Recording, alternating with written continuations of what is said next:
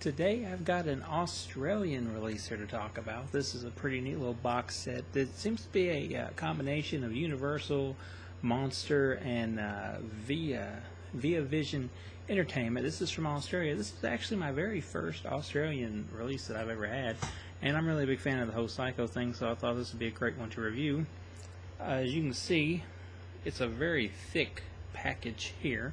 But if you're looking for the actual complete Psycho collection and you want basically, as far as I know, everything there is to have, this would be the one to have, as I try to show you the box here and all that stuff. We'll get to more of the specifics here in a second.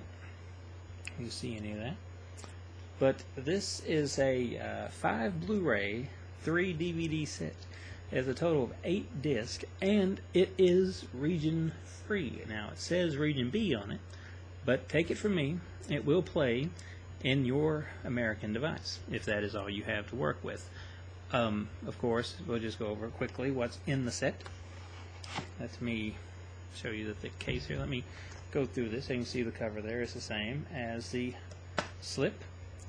And the reviews are actually, as always, the reviews are written on the site. So if you want a more precise review of each film, just go there and click and read that at zombiesdon'trun.net. Right now, we'll just talk a little bit about it. We've got the classic Psycho, Alfred Hitchcock, probably a predecessor to both the giallo and the slasher film.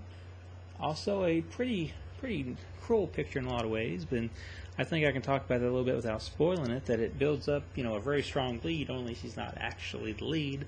And of course, you know what happens after a very famous shower scene. That's here.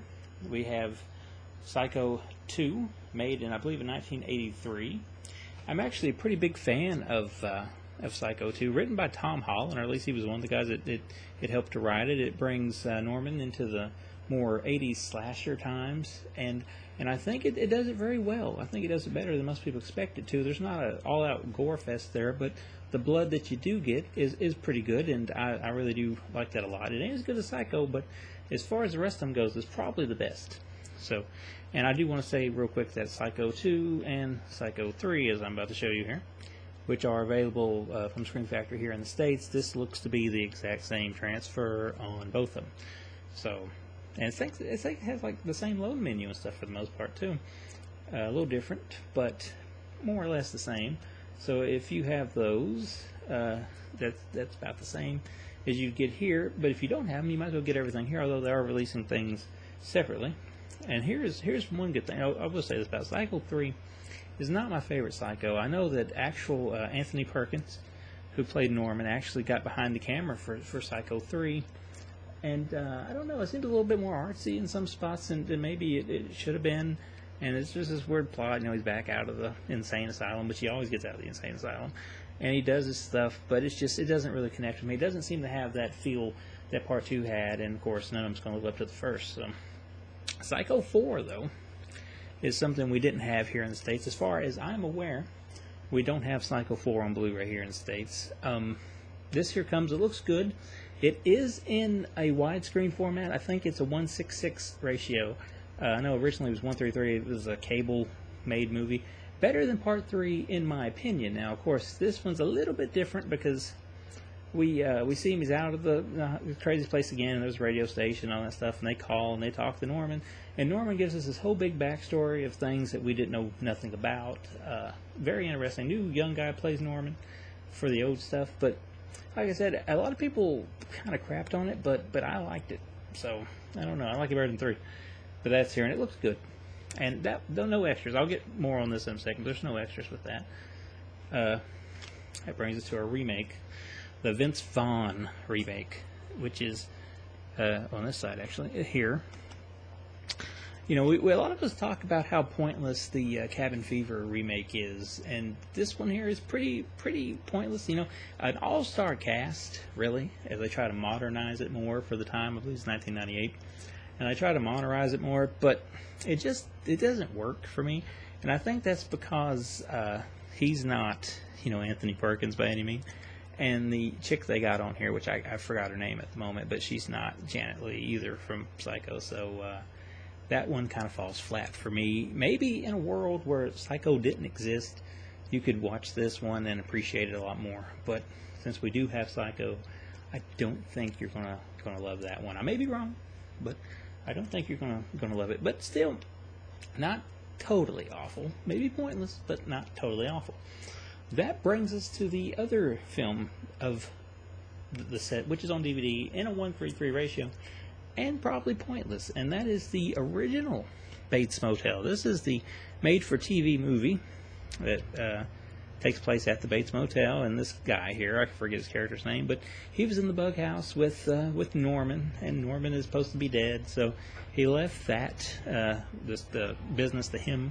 So he's there, and he runs into these little wacky characters, and people wind up dead, and then there's these other little subplots, and then there's a twist, and it's kind of screamish, I guess, with some of the way the plot is done, but it's done in the most boring way possible, so you don't really enjoy that. This is the only bummer disc of the whole set, but at the same time, it's something you need to have for it to truly be the complete Psycho, so that is there. And it is what it is. It's not my favorite, but it's nice to at least have it. Nowhere near as good as the Bates Motel show that we have now, but it serves its purpose, I suppose. And oddly enough, it came before Psycho 4, so it's odd in a way that maybe it's a prequel to Psycho 4, or maybe you just don't even want to count it as canon at all and throw it out. And if you do that, that's fine too. And then that brings us to our last two discs, which is the Legacy, Psycho Legacy Part 1, Part 2 on Disc 7 and Disc 8. There's also extras there. We'll talk about that. Very good documentary, very good Psycho thing. If you want to know anything about the series, that would definitely be the best way to learn. I think it's very, very, very well done, very, very interesting, and overall I think this is great. Like I said, it's Region B. It will play in your American player though, and if I can actually read things correctly this time without looking like an idiot, I will attempt to read you what the extras are on this thing. For Psycho, we get production notes, cast and crew biographies, the theatrical trailer. Seems like there's a lot more there. I'm pretty sure there was commentary there. Maybe they didn't list everything on the back, but I'm pretty sure there was a commentary there. I actually have every extra listed on the website review here, but since I didn't actually take time to get those notes, I'm just reading what the back of the box says. But if you want a more complete list, because I think this leaves some out, just go look at that. Also, but that's what it has listed there. For Psycho 2, it's got the audio commentary with screenwriter Tom Holland, still gallery, cast and crew interviews, two theatrical trailers, 4 TV spots, vintage audio interview with Anthony Perkins, Vera Miles, Janet Leigh, Richard Franklin, and Alfred Hitchcock that accompanies the film. For Psycho 3, we got the audio commentary with screenwriter Charles Edward Pogue, watch the guitar interview with actor Jeff Fahey, Patsy's Last Night interview with actor Kat Shea, Mother's Maker interview with special effects artist Michael Westmore, Body Double interview with Brink Stevens, theatrical trailer, TV spot, still galleries, 1998 remake. You get Psychopath documentary, which is 30 minutes. You get international newsreel footage. You get additional shower scene with Psycho 4. Like I said, Psycho 4 doesn't have any extras to it. Psycho Legacy, you get deleted scenes, extended interviews. There's 2. The full panel discussion with Perkins, a tour of Bates Motel, Psycho reunion panel, revision Psycho 2, sequel scripter Holland and Galazzo go over the original blueprints, newspaper clippings, articles, and possessions left behind from Psycho 2 director, shooting Psycho 2 interview, visit with Psycho memorable collector Guy Thorpe, Psycho on the web, and Norman Bates in print, Robert Bloch, author of Psycho, and there's a few other things there. That was actually an art thing too inspired here. And I'm pretty sure while I was reading this that the actually when it says for Psycho 2 here, the vintage audio interviews there with Alfred Hitchcock and stuff, seems like that's maybe for part 1 instead of part 2. I don't know. Like I said, it's confusing me, but either way, I reviewed it and I wrote what the extras was on the ZombiesDon'tRun.net website review. But if you just want to know flat out if this is worth getting, I think it's very much worth getting. So if you're a fan of Psycho, and most people are, get this set because I think you'll be very happy that you do. And it looks really good. What's on Blu-ray, like I said, Scream Factory's releases of Psycho 2 and 3 is pretty much the same transfer. We've probably seen the Psycho 1 transfer before as well.